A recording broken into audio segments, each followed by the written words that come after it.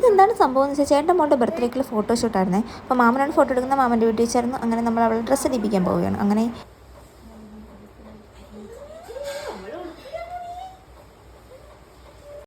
അങ്ങനെ വിചിത്രമായ അഭിനയങ്ങൾക്ക് ശേഷം അവൾ ഈ ഡ്രസ്സ് ഇടുമെന്നാണ് ഞങ്ങൾ വിചാരിച്ചത്. പക്ഷേ ഞങ്ങളെക്കാൾ ബുദ്ധിമതി അവൾ ആ ഡ്രസ്സ് ഇട്ടില്ല. ആൾക്കാർക്ക് ആ ഡ്രസ്സ് അത്ര കംഫർട്ടബിളൊന്നും അല്ലായിരുന്നെന്ന് തോന്നുന്നു.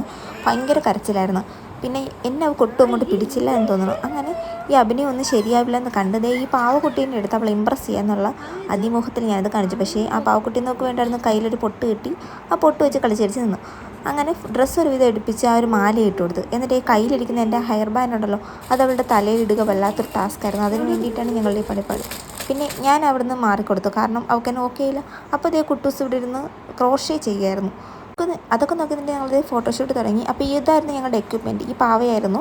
അപ്പോൾ ഇതിൽ വെച്ച് അവളുടെ കുറച്ച് ഫോട്ടോസ് അടിപൊളി എടുക്കണം എന്നൊക്കെ പ്ലാനായിരുന്നു. പക്ഷേ അവനെ കണ്ടപ്പോഴേ അവളുടെ കോള് മാറി, അവളൊട്ടും ഇല്ല. അങ്ങനെ ഞാനങ്ങ് മാറിക്കൊടുത്തു, കാരണം ഞാൻ നിൽക്കുന്ന അവൾക്കൊട്ടും ഓക്കെ അല്ലായിരുന്നു. അങ്ങനെ ഞാൻ നോക്കിയപ്പോൾ ചേച്ചി ഇതേ കുട്ടൂസിന് നാളെ കൊണ്ടുള്ള ബ്രൗണീസൊക്കെ പ്രിപ്പയർ ചെയ്യുന്നു.